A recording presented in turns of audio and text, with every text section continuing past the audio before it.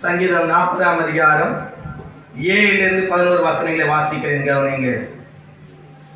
அப்பொழுது நான் இதோ வருகிறேன், புஸ்தக சுருளில் என்னை குறித்து எழுதியிருக்கிறது. யார் சொல்றார்?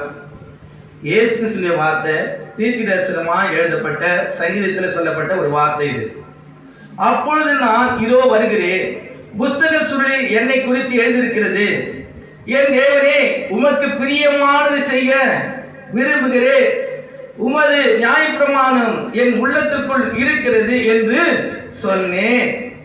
மகா சபையிலே நீதியை பிரசங்கித்தே, என் உதடுகளை மூடே.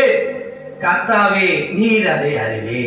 ஹல்லேலூயா, ஹல்லேலூயா. நியாயப்பிரமாணத்தின்படி பாவத்தின் சம்பளம் மரணம். அந்த மரணத்தின் அதிகாரியாகிய பிசாசானை தம்முடைய மரணத்தினாலே ஜெயிக்க தன்னை ஒப்பு கொடுக்க முன் வருகிற நாட்கள் இது.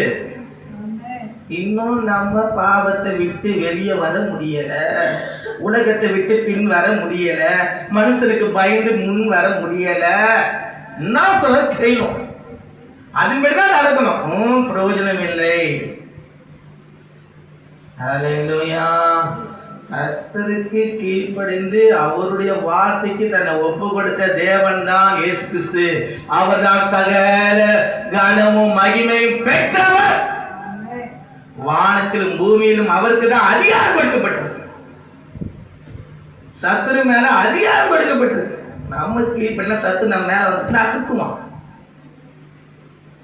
அவர் சொல்றாரு, முதலாவது இதோ புஸ்தக சுருளில் என்னை குறித்து எழுதியிருக்கிறது, அதை செய்ய வருகிறேன் என்று ஒப்பு கொடுக்கிறார். நாம் எப்படி இருக்கிறோம்? ஆண்டுக்கு பிரியமாய் வாழ ஒப்பு கொடுத்துருக்கிறோமா? நம்முடைய வாழ்க்கை எப்படி இருக்கு? மார்க் 11ஆம் அதிகாரத்தில் நாம் வாசிக்கும் பொழுது, மனுஷர் ஒருவரும் ஒரு காலும் ஏறிடாத ஒரு கழுதை குட்டி கட்டி இருக்க காண்பீர்கள், அதை அவிழ்த்து கொண்டு வாருங்கள். அப்படி என் மேல பிரியமா இருக்கிற, என்னை ஏற்றுக்கொள்கிற அந்த கழுதை என்ன பண்ண? ஆமா, கட்டெடுத்து வாங்க. இதுக்கு நான் உங்களுக்கு அதிகாரம் கொடுக்குறேன்னு சொல்றேன்.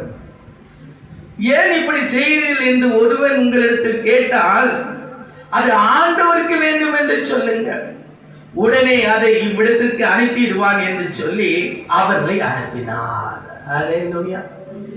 எந்த நேரத்துல கட்ட வைக்கணுமோ அந்த நேரத்துல கட்ட அழுத்தணும். கட்ட வைக்கணும்னா இஷ்டம் போல ஓடினா அது திரும்ப ஆண்டவருக்கு உபயோகம் இல்லாதது.